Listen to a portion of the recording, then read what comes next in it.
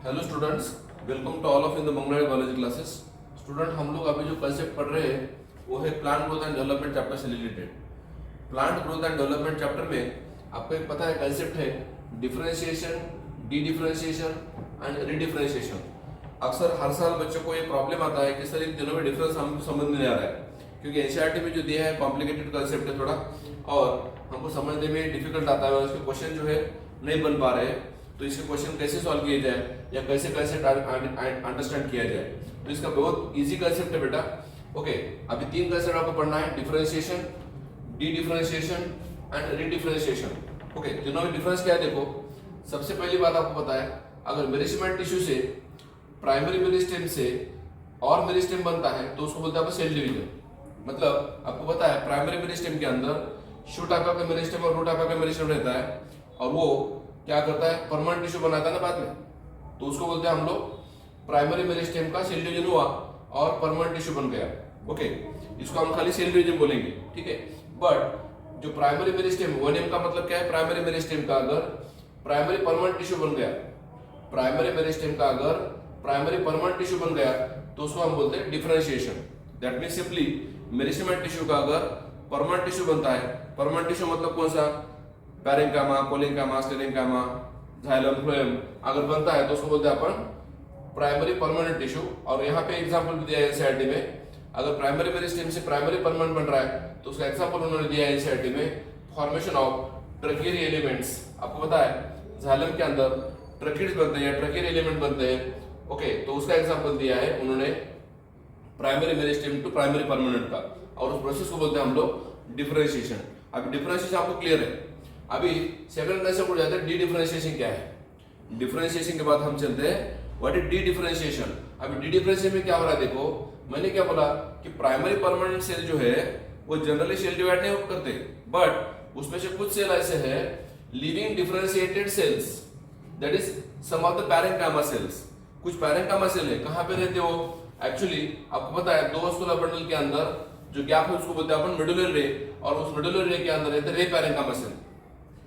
दो vascular bundle के अंदर मेडुलरी रे रहता है और उस मेडुलरी रे के अंदर रे पैरेन्कामा सेल रहते हैं, और वो रे पैरेन्कामा सेल क्या करते हैं, रिगेन अगेन कैपेसिटी लाते हैं किसकी, डिवाइड करने की।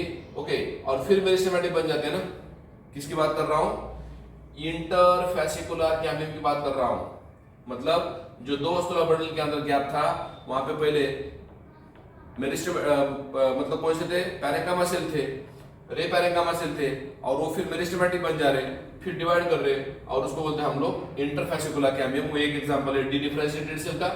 और दूसरा एग्जांपल आपको पता है, ओके, अगर ये कैम्बियम रिंग बन गया तो आपको पता है अंदर सेकेंडरी थाइलम बनता है, और सेकेंडरी थाइलम ज्यादा बढ़ने की वजह से क्या होता है, अंदर का जो पार्ट है पित्त पूरा ऑक्यूपाई हो जाता है और बाहर प्रेशर गिरता है, और बाहर प्रेशर गिरने की वजह से जो एपिडर्मिस है या कॉर्टेक्स है स्टेम का वो ब्रेक हो जाता है, और वहां पे दूसरा टिश्यू बनता है, that is called cork cambium. So interfascicular cambium की बात बाद में आता है कॉर्क कैम्बियम।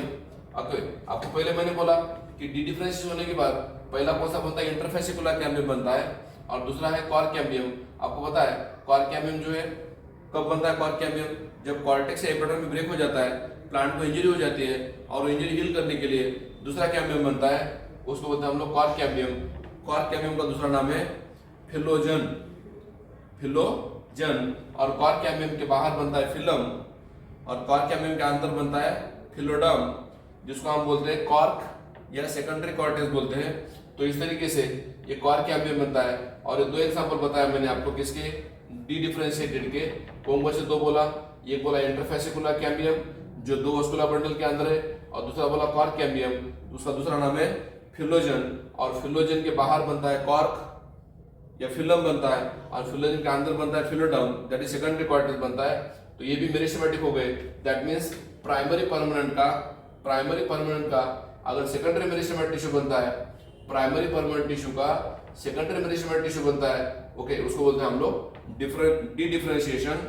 ओके, अभी ये क्या बन गया, फिर सेकेंडरी मेरिस्टेमेटिक टिश्यू बन गया ना, सेकेंडरी मेरिस्टेमेटिक टिश्यू बनता है, और यहाँ पे जो सेल बनते हैं उस सेल को हम बोलते हैं डी डिफरेंशिएटेड सेल बोलते हैं। क्या बोलते हैं, डी डिफरेंशिएटेड सेल। अभी फाइनल रह गया कंसेप्ट, लास्ट कंसेप्ट रह गया रीडिफरेंशिएशन किसको बोलते हैं। डिफरेंशिएशन हो गया, primary meristem to primary permanent, dedifferentiation हो गया, primary permanent to secondary meristem. अभी last secondary meristem to secondary permanent. Secondary meristem से सेकेंडरी परमानेंट जब होता है तो उसको बोलते हैं हम लोग रीडिफरेंशिएशन। अब इसमें क्या हो रहा है देखो, जब सेकेंडरी मेरिस्टेम से सेकेंडरी परमानेंट टिश्यू बन रहा है तो उसको हम बोलते हैं रीडिफरेंशिएशन। और यहाँ पे क्या होता है फिर सेकेंडरी जाइलम है, सेकेंडरी कॉर्टेक्स है, कॉर्क है, ये जो सेल है फिर बाद में और परमानेंट बन जाते हैं ना। जिससे सेकेंडरी मेरिस्टेम के कुछ सेल जो डिफरेंशिएटेड हो चुके थे बाद में उनका और डिफरेंशिएशन हो रहा है, मतलब उसको हम बोलते हैं रीडिफरेंशिएशन बोलते हैं। डी डिफरेंशिएटेड सेल का अगर और डिफरेंशिएशन हुआ तो उसको हम बोलते हैं रीडिफरेंशिएशन, और वहां पे सेकेंडरी परमानेंट टिश्यू बनता है जो कि बाद में डिवाइड नहीं हो पाता है, इसलिए उसको बोलते हैं अपन सेकेंडरी परमानेंट टिश्यू।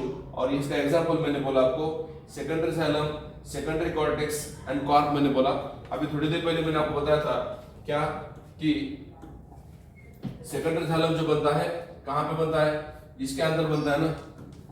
किसके अंदर बनता है, इंटरफेसिकुलर कैम्बियम के अंदर क्या बनता है, अंदर सेकेंडरी जाइलम बनता है। ओके, और यहाँ पे कॉर्क के अंदर क्या बनता है, कॉर्क कैम्बियम के अंदर क्या बनता है, कॉर्क कैम्बियम के अंदर बनता है सेकेंडरी कॉर्टेक्स, और कॉर्क कैम्बियम का हाथ क्या बनता है, कॉर्क बनता है। मैंने बोला था कॉर्क को बोलते हैं हम लोग फिलम, सेकेंडरी कॉर्टेक्स को हम बोलते हैं फिलोडम, और कॉर्क कैम्बियम को बोलते हैं फिलोजन।